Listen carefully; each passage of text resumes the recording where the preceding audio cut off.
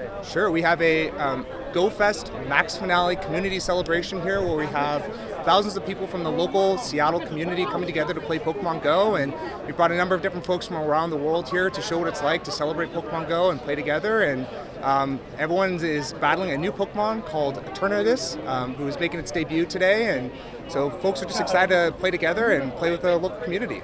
I think what makes Pokemon Go so special is the opportunity to gather in person. There's something about a geolocated game that's really quite special about being able to gather with people in person and play together live in person. And so for us, it's really about the core ethos of the gameplay and the opportunity to play together next to each other and meet in person, which not a lot of games really enable and empower these days. So having live events like this Max Finale community celebration is really what we're all about.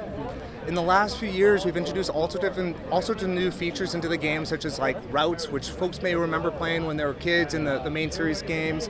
There's things such as shadow raids, and which introduce more challenging, bosses to battle against as well too.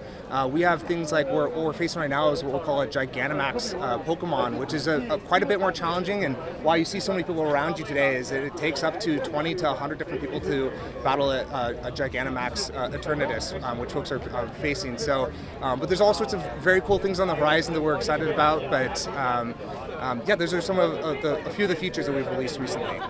If you think back to one of the core missions and values behind Niantic, it was about being able to get out to explore the world together. And that last word is most important, right? Is exploring together and getting people to enjoy gameplay by being together in person. And what's I think been exciting to see over the years is especially when you think about like what happened in the pandemic, where people were isolated in their homes by themselves. It was harder to do that, and it's really exciting to see the community come back together and still be able to find ways to enjoy playing together in person. So I think that the mission and the core and the values have remained true since the beginning, and that's why we see so many people come together to play Pokemon Go, almost 10 years after the game launched. So I think there's something special and magical, and there's something for everyone, right? I think about my own personal connection, about some of the connections with some of my friends. It's a nostalgic component of what we grew up with as kids, and as a father of two young kids myself, it is fun to see the things that they enjoy that I love doing. And so there's a little bit for everyone that connects them to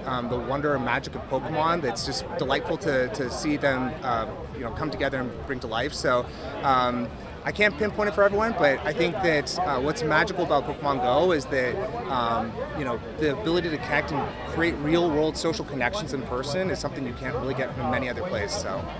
So we have a few more events in the future I can't share about today, but you'll be learning more about later this week. And so some very exciting things. I would say stay tuned to the Pokemon Go news, especially this week, about some exciting updates that will be coming. So.